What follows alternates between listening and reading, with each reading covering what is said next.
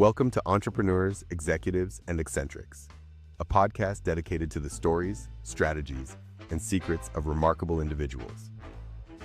Join us as we engage in enlightening conversations with intriguing entrepreneurs, accomplished executives, and fascinating eccentrics, exploring their journeys, triumphs, and the unconventional wisdom that has shaped their success.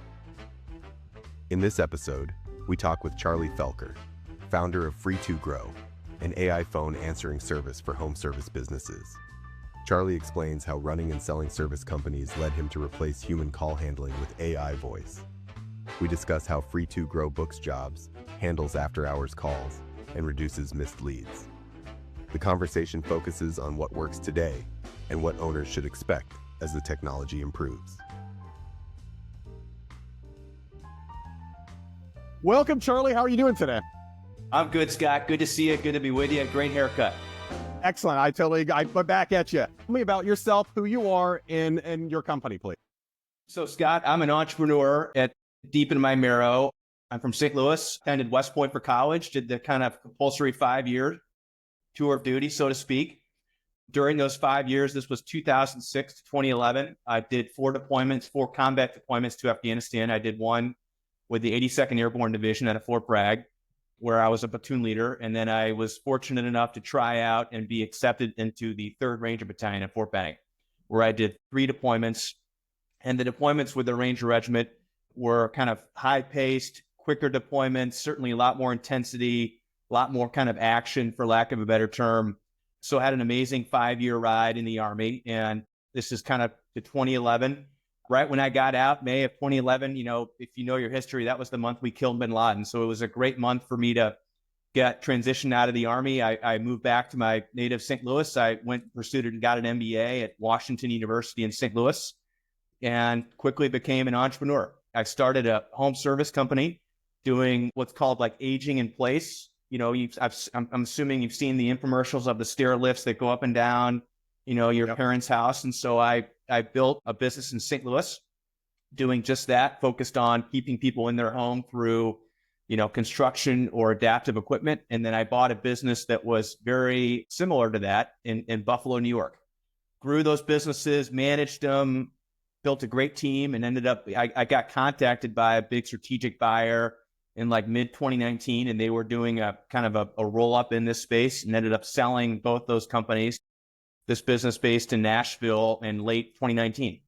And so obviously when you're going through the kind of selling process, you think about, man, what could I have done better?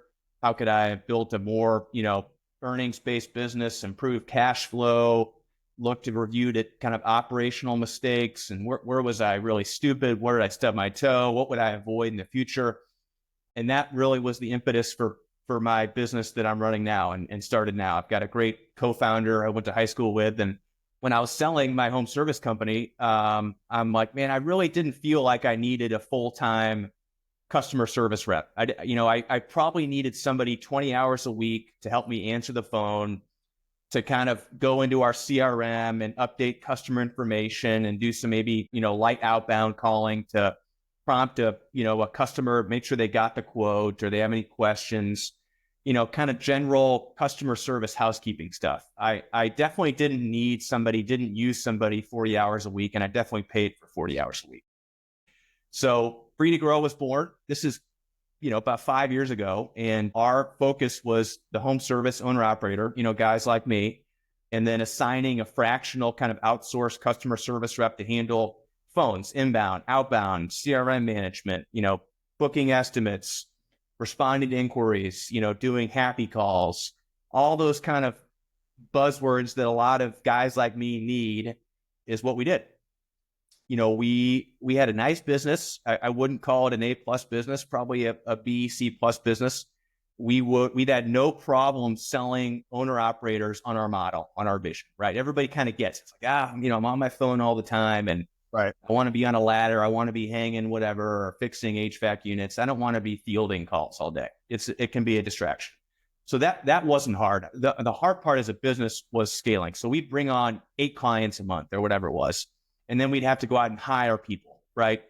And some of those CSRs worked out, some didn't, right? And then if it didn't work out, then our customers yelling at us and screaming at us and saying, I like this person, but now they're not gone. What's your plan? What are you going to do for me? It was the expansion and contraction. It was probably just killing you, right? That turnover was absolutely killing you. It was killer, especially, in the warm season, like summer now, HVAC companies go from 10 calls a day to 100 calls a day.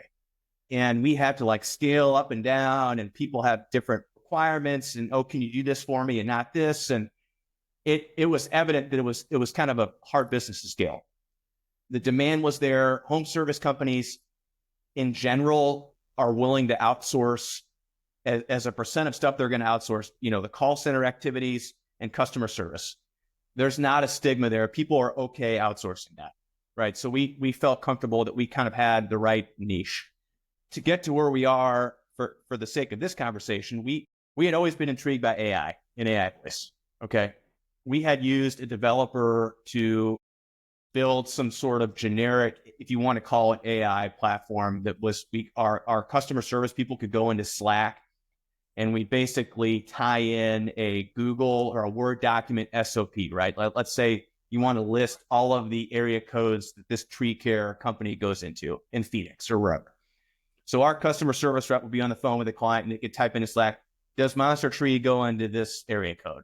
Okay, yes, it does. Okay, so while they're on the phone, so it would quicken the pace of the conversation. But what year was this that you did that, out of curiosity? Probably a year and a half ago.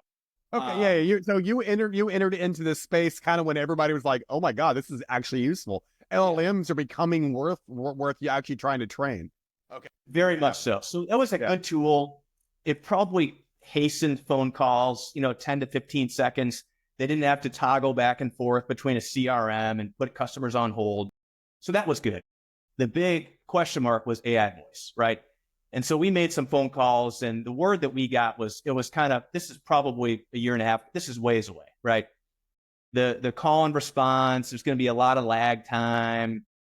That was kind of the pushback that we got. But we heard some recordings a couple months ago, probably early April, where my partner and I heard it on a home service Facebook group, and we're like, it's not perfect, but holy smoke, okay, this is coming. So we made a massive pivot. This is probably late April. We went out and found our now partner, who's our chief technology officer, Jerry E., who had built a company that was focused on home service companies. So he had built a model, to answer phones, to schedule at a high level. And we went to Jerry and said, Jerry, look, we've got 5 years of experience in the home service space. We know how to talk to plumbers. We know how to talk to these people. We've got all these partner affiliate networks. We're on podcasts. All these coaching companies know us. We've got the sales arm. We just don't have the technology. So we partnered with Jerry. We brought in that technology, and we went to all of our clients late April and said, take it or leave it. We're making a pivot. Beginning in May, you're going to be having AI answer some of your calls, right? We gave them a test account. We gave them like what it can do, what it can't do. Half our clients left us. Okay. The interesting thing, Scott, is the clients that left us didn't even test the test account. They had zero interest. Okay. The clients that stayed were engaged. They're like, okay, I get this. This sounds really good. I know this is going to improve. I've had issues with Free to Grow with you guys because I know, like, when CSRs come and go, and they've kind of felt that themselves. So they got what we're doing, right? It was really tough though. We went from, more than a dozen employees to down to 2 on the CSR side. It was kind of a dark hour in a lot of respects, but it was a pivot that had to be made. We're exceptionally confident that this home service space is going to probably fall pretty quickly, right? It's such a small percent of home service owner operators that are doing this technology now. We're learning a lot, especially when it comes to like customizable workflows and dispatching this technician to here versus there. How do you train your model to do that? But people are willing to like bear that because they're like, man, this is a 24/7 solution for my home service company that I know is going to get better, that I know is going to get faster, like latency's improving. It's going to be better tomorrow than it was yesterday.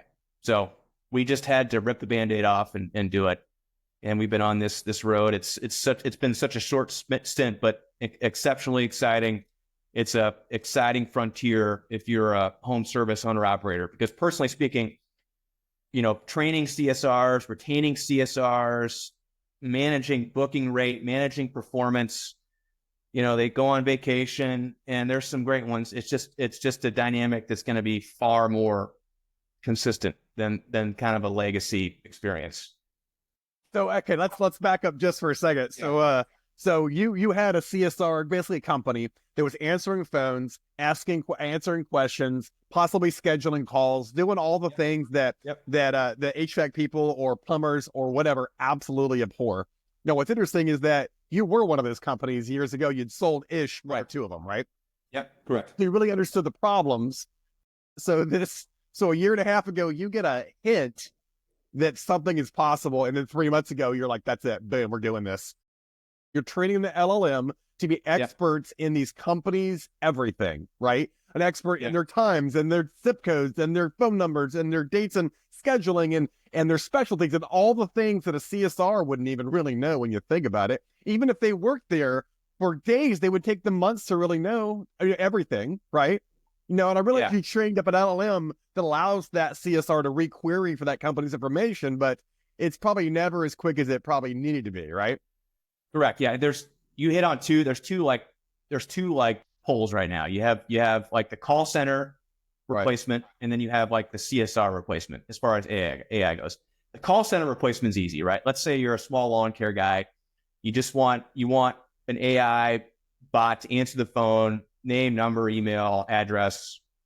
Scott will call you back, right? And then you have your big,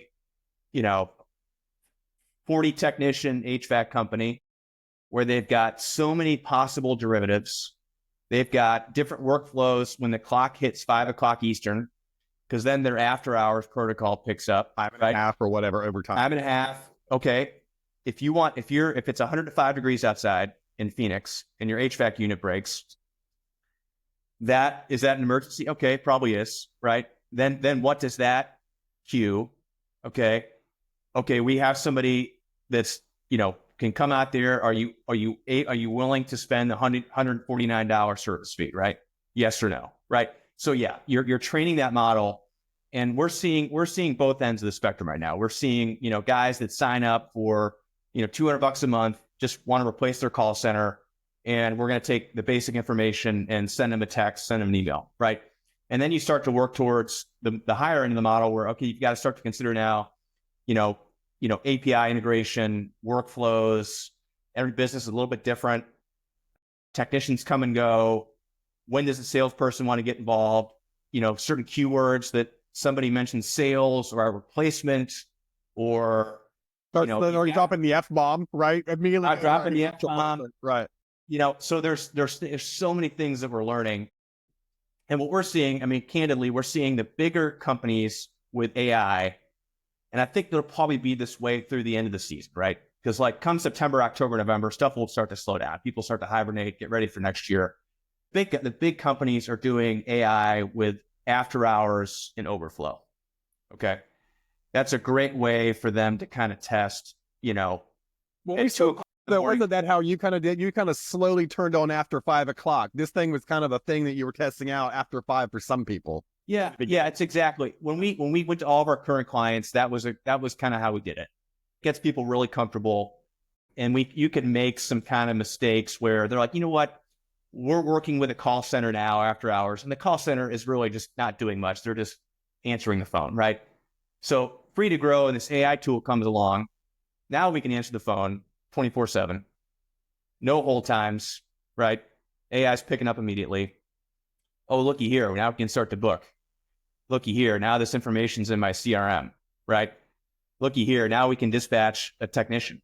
Where call center, can you take payments? Not yet. I think the next frontier is we got to master this inbound space, and then I think you'll see outbound efforts, solicitation, setting sales appointments, happy calls. That's going to be the progression here. It's getting home service owner operators kind of comfortable that AI is answering their phone. How are my clients going to react? I think we just published a neat case study where we've got a client, JM Mechanical, that we've booked 70% of valid calls, right? So 70% of the people that called in looking for somebody, a technician, a salesperson to come out, we've booked with AI, which is really good. What is that normally? Is it also more like 80%? Are you almost there? We've had higher human booking rates, but I was floored, right? There is one of the common questions we'll get, Scott, on like a prospect call is, how are people going to react, right?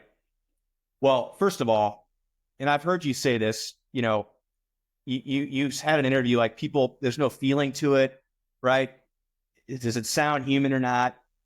2 months ago, it was pretty clear to me this is AI. Kind of body, choppy, latency's improving. We've introduced some sort of like some kind of filler words like, a tree just fell on my power lines. I've got no power, whatever. Okay, I'm very sorry to hear that. You can introduce some kind of words where there's some relatedness to the person, okay? So that's improving. That's helpful. One of our first AI clients, a fellow West Point grad in Dothan, Alabama, we used to have the AI introduce itself as, this is Nina, I'm your AI virtual assistant. How can I make your day better?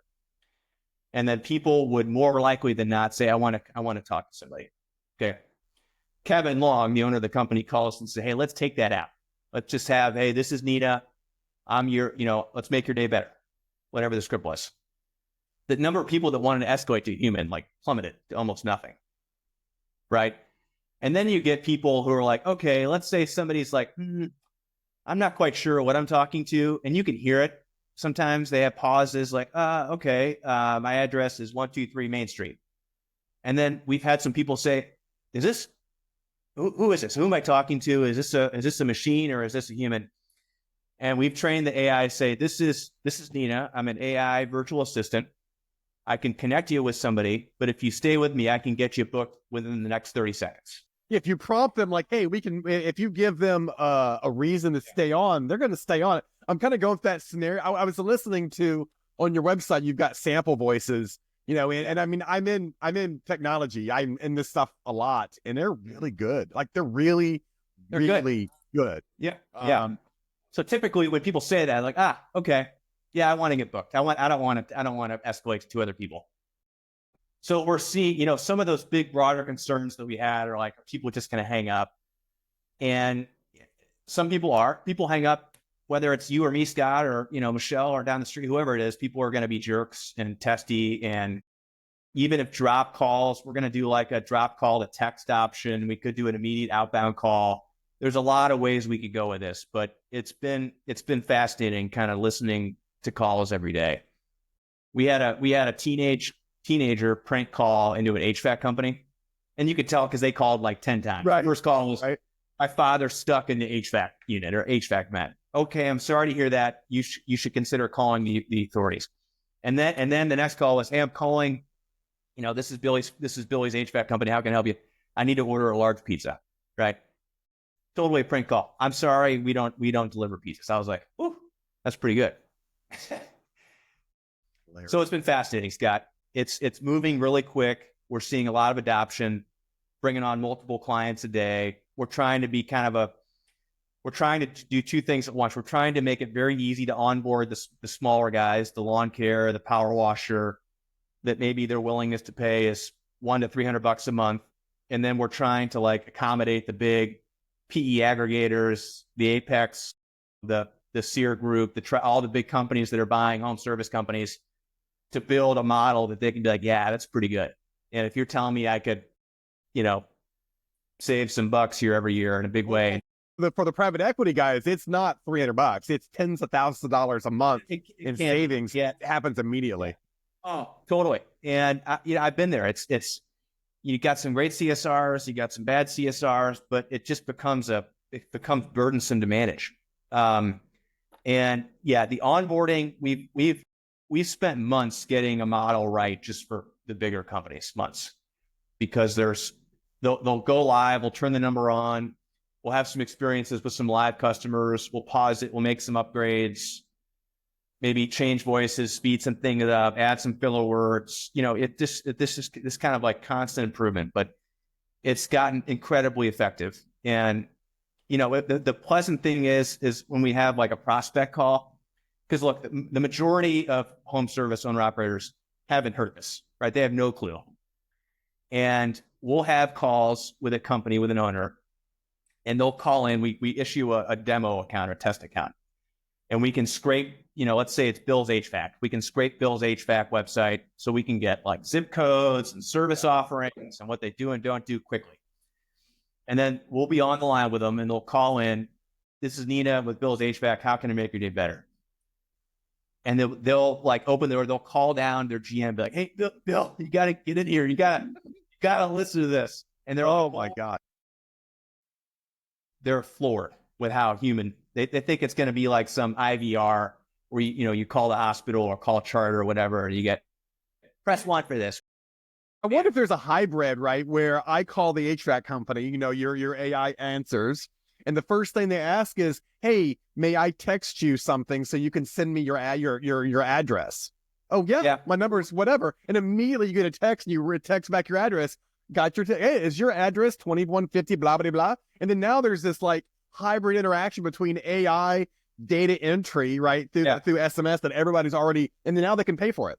Now you send a payment link, and oh no, you're on to something really big. Here's what's gonna happen. I'm gonna tell your future. In about a year and a half, you're gonna get bought by PE, or you're gonna get offers if you haven't already had offers. We'll see. It's these introducing these different modes of communications is top of mind. Outbound functionality is top of mind. Drop call to text is top of mind. Yeah, there's a lot of ways we could go here. Yeah. Have you ever heard of Twilio? Oh yeah. Yeah. Twilio is my favorite API for SMS type stuff, and it's easy peasy. It's just a REST API to go send out and send and receive kind of whatever, and it just feels like you're right on the edge of greatness. It's what it smells like. And so how is your growth? I mean, are you just kind of slowly growing as you go, or how are things going? We've had a really busy past couple of weeks. It's, companies sign on the dotted line immediately on a sales call, or they've got to get, their GM or their customer, their call center manager. So we've got all kind of shapes and sizes. We signed some kind of big influencer partnerships to kind of go after the smaller guys, lawn care, pressure washing, power washing, painters. And then we've got some more kind of higher end coaching groups that we're getting in with that are, the big companies are like a little more like, let's see how this goes. Let's start after hours. Let's be like a little more methodical about it. Let's query some of the clients that called in and say, you were talking to AI. What do you think about that?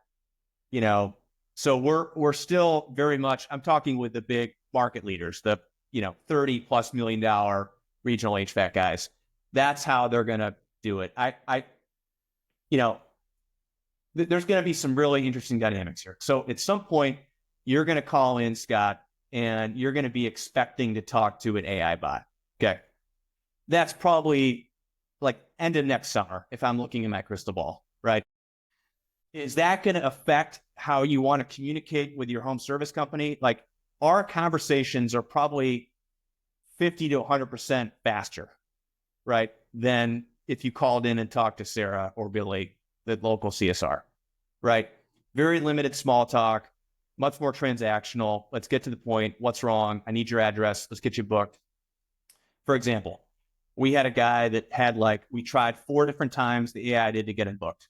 Nope, can't do Tuesday. Okay, what about Wednesday? Nope, can't do Thursday. Okay, from personal experience, that call would take 7 minutes with a live agent, right? Fumbling around, messing with their keyboard, looking at calendars. Okay, that. We've heard those calls. Long pauses. Let me see. This was a 2-minute call, right? Very complicated. So there could be changes in kind of behaviors if you know you're calling in, you don't want to talk to a person, but now you're not, and you're having a more efficient dialogue. Are people going to text less? Are they going to go on? I believe that you are slowly, whether we know it or not, as consumers, we're going to be trained to talk to the AI, whether it's now or a year from now, and we're going to prefer it. 100% or bad, we're going to prefer it, I think. Yep. No emotions. How are you, Nina? I know you're an AI. When's somebody coming out? Here's my problem, right? it's getting right now where, okay, I need a tankless water heater, right? We had a call come in with a plumbing company in Austin yesterday, actually. I need a new tankless water heater. What do you know about those? That was literally one of the first things that came out of this lady's mouth, right? Assuming she was talking to Scott or somebody knowledgeable. I'm sorry, ma'am. I don't know a lot about tankless water heaters, but I can connect you with our owner, Scott, who will, right? Connected the call immediately. So, we're getting to that point where it's getting more advanced on that. So could we introduce more product knowledge over time? Yes. But that's where that's going. So it's exciting, Scott. I'm glad we made a huge pivot 2 months ago. I think we had some tough moments, but there's no doubt, like you said, at some point you're going to be calling in, you're going to call your HVAC provider, your roofer, whatever, and you're going to be expecting to talk to somebody that can give you, Let's shift gears for a second. So you had two other companies, and you talked about how you had kind of rolled in the head, what you would have done differently. What would you have done differently? Like, the first company was installing kind of these chairs to help older people get upstairs, or bars, or they're basically aging in place, right? And you probably made some mistakes. What could you tell, the listeners or entrepreneurs, how would you have done that different? How would you have done those service companies different? Because you've had a minute to think about it. You got to outsource everything that's not like a core strength, in my opinion. Our core strength wasn't customer service. It wasn't that's why I started Free to Grow. I'm like, okay, if I had a Free to Grow, I would have outsourced this for $2,000 a month versus paying somebody for, right? And then I would have taken that $2,000, maybe bumped up some pay for more senior technicians, more qualified people, paid out some debt, maybe done some more digital, more strategic expenses. That was the whole driver of you got to put your money to where you think your strategic value is going to be long-term. And I was paying somebody for, 40 hours a week, and they were doing 20 hours of work. So what could I have done better with that capital? How could if I had reinvested that back, it could have been a small amount, but when you're in the home service space, like every little lead matters. You sell a chairlift to somebody, they tell their knitting club or their book club, and that becomes 10 more. So you have to do that math to some level and say, what could I have done to that? Were you building to sell though? Like, were those two businesses? I know you eventually sold them, but in the back of your head, were you building them to sell from minute one? Yeah, I had thought about it. I had played in a golf tournament with a guy who builds overhead ceiling lifts that help. It's a product that you install in a ceiling to help lift somebody out of bed into a chair. They're big in hospitals. He's like, Charlie, this space is really fragmented. It's up and coming. All the boomers are getting old. Nobody wants to go into a nursing home. You should go do this. And literally, that was a Friday. Monday, I had formed an LLC and did it. So kind of risky, but, shoot and aim kind of thing. But it worked out, and, I hustled a lot. And there's some interesting things in that space that I would have, you're naive on certain things and you waste money on certain things, but that's part of it. But the CSR, I was like, man, I really didn't need somebody, and they come and go, they lose interest, you train them, they leave. That pulls you back into the office. You should be out selling, spending your time on stuff that's going to grow the business. So your core strengths, right? Yeah. Like you said, stick to what you know and outsource everything else. That's a giant, especially if it can be outsourced for, I don't know, $2,000 a month or $299 or whatever. Why the hell wouldn't you? And the cost, talking about costs, looking at AI, costs are going to be way down, especially usage. We're, 50 cents a minute now for a flat rate. That's going to go down and down and down. It will as it gets more prevalent. But, even with these big companies, it's still so much more cost effective. And now with workflows being customized, the consistency of it, the 24/7, they're seeing the value quick here.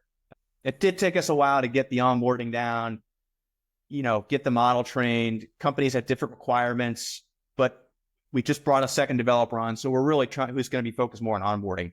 So we've really kind of refined that strength. Charlie, this is absolutely, I had a thought about, what you were doing a little bit, right? But I didn't realize I didn't realize. You're really, everybody thinks, how am I going to build, use AI to build some company, and yet you're doing it. You're doing it. There's you're executing, and you're 3 months into this when it comes to actually your pivot or whatever. It's It's absolutely bonkers. I'm going to add you to, I'm going to follow the heck out of you. Where can I try LinkedIn? Where else can I follow you? Are you just kind of doing this quietly? We're doing it pretty quietly right now. We'll be more on Facebook. I've got my partners on LinkedIn. I'll get you all that stuff, Scott. But we're pretty methodical. We're trying to leverage all the relationships we had within home service over the past 5 years. We're doing a lot of influencer partnerships, working a lot with a lot of CRMs, trying to get in their network, affinity groups, GPOs. We've got kind of a playbook there that we're doing right now. I think some of our big, these big PE aggregators are important for us because one pilot can become 30 locations pretty quickly. The same with franchises.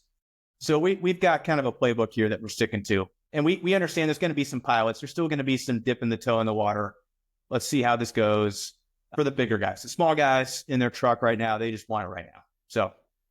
So last scenario here. I'm an HVAC. I've got 3 trucks, and I'm just sick to death of paying this, that, and the other. I want to get a CSR up, your service up. What's the process? I call you, I get a demo, I say this is amazing. What's the next step? You start to build the AI, I'm assuming, right? Yeah, well, it depends on so we have different tiers. Pricing's pretty fluid. If they just want the call center tier 1, that can be next day. We can assign them a number. They've got to forward to that number, but that's basically next day. If they want like different voices and customizable scripting and workflows and AI coaching, we can get a number quickly, but that's going to take probably another week or 2, depending on how complicated it is. But still compared to training somebody, bringing him in the office, showing him the CRM, it's still very quick, Scott. You're scaling, man. It feels like now you're not hiring CSRs. You're handling people that could actually onboard people to train the AI, and that's a very, very different skill set. But it's also one that scales beautifully. Charlie, it was awesome to meet you, and we're going to be watching you closely. Thanks, Scott.